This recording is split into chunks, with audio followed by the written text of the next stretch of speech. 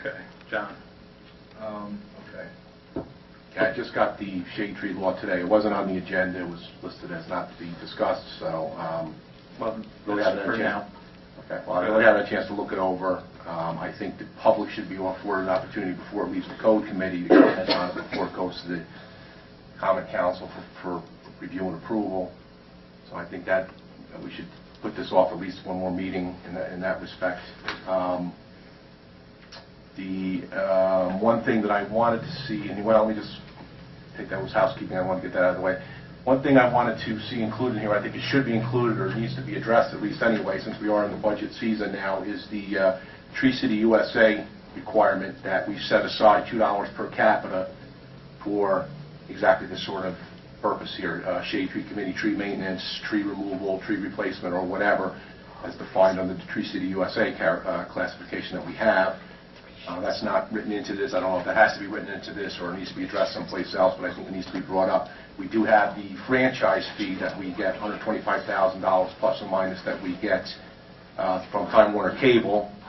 For those of you out there in the public that don't know, if you're a cable subscriber, you pay a $5 a month franchise fee that gets passed through to the city, and ostensibly that's for maintenance of the rights-of-way, and basically it's a rental from Time Warner Cable of the city's rights-of-way. I'd like to see some of that money set aside for just that purpose. Certainly we could find the $2 per capita, which is about $20,000, that the Tree City USA designation under the Arbor Day Foundation requires us to set aside. The other thing I had wanted to put in here was, well, I think also the other thing we should have is a council liaison. Okay, I think that's important, and we have that. I see that in here. Again, I just got it this afternoon, so I didn't get a chance to look over it very closely, but I didn't see that in here. And the one other thing I had in here was a restriction of people who are serving on other boards and committees at this time be appointed to the Shade Tree Committee. I was going through a list of some of the other planning boards and committees, and it's just a lot of the same people serving on differing boards. For example, I'll just pull one example. Regis Foster, former councilman, is on the planning board, and he's also on the tourism board.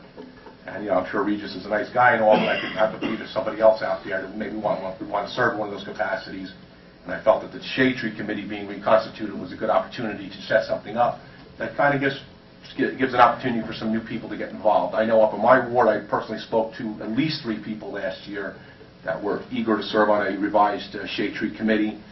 So I wanted to see that in there. Again, I wasn't able to make it to the last code committee, but I had brought that up at the prior one. So I wanted to see if that couldn't be included in some manner, just to broaden the horizon of this new board that we're creating here. And finally, just again, a housekeeping thing, I had asked Mr. Hendry via email about public comment. Assuming that's not going to change, we're still going to have public comment at the end of the code committee meetings from this point forward, correct? There will always be public comment, time permitted. Okay. And that was all I had. Thank you.